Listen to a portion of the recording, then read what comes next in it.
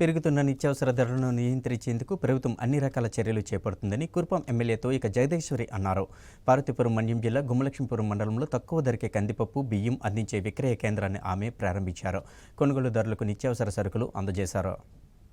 కందిపప్పు, బియ్యం ధరలు అధికంగా ఉండడంతో ప్రజలకు తక్కువ ధరకు అందించేందుకు ప్రభుత్వం విక్రయ కేంద్రాలు ప్రారంభిస్తోందని కురుపాం ఎమ్మెల్యే తోయక జగదీశ్వరి అన్నారు. పార్వతీపురం మన్యం జిల్లా గుమ్మలక్ష్మీపురం మండలంలోని తక్కువ ధరకే కందిపప్పు, బియ్యం అందించే విక్రయ కేంద్రాన్ని ఆమె ప్రారంభించారు. ఈ సందర్భంగా ఆమె మాట్లాడుతూ కందిపప్పు మార్కెట్ ధర 180 రూపాయలు ఉండగా ప్రజలకు 160 రూపాయలకే ప్రభుత్వం అందజేస్తోందని తెలిపారు. అదేవిధంగా సాంబా మసూరి బియ్యాన్ని కేజీ 49 రూపాయలకే అందజేస్తున్నామన్నారు. గత ప్రభుత్వ హయాంలో చేసిన తప్పిదాల వలన నిత్యావసర వస్తువుల ధరలు విపరీతంగా పెరిగిపోయాయని, కూటమి ప్రభుత్వం దిద్దుబాటు చర్యలు చేపడుతోందని అన్నారు. రైతు బజార్లలో పాటు మండలానికి ఒక రిటైల్ దుకాణాల్లో ఈ విక్రయాలు సాగిస్తారని తెలిపారు. వినియోగదారులు ఆధార్ కార్డు చూపించి కొనుగోలు చేయవలసి ఉంటుందని, ప్రజలు సద్వినియోగం చేసుకోవాలని ఆమె కోరారు. ఈ కార్యక్రమంలో గుమ్మలక్ష్మీపురం తహసీల్దార్ పి రామారావు, టీడీపీ మండల కన్వీనర్ పాడి సుదర్శన్ రావు, కడ్రక కళావతి, ఎంపటపు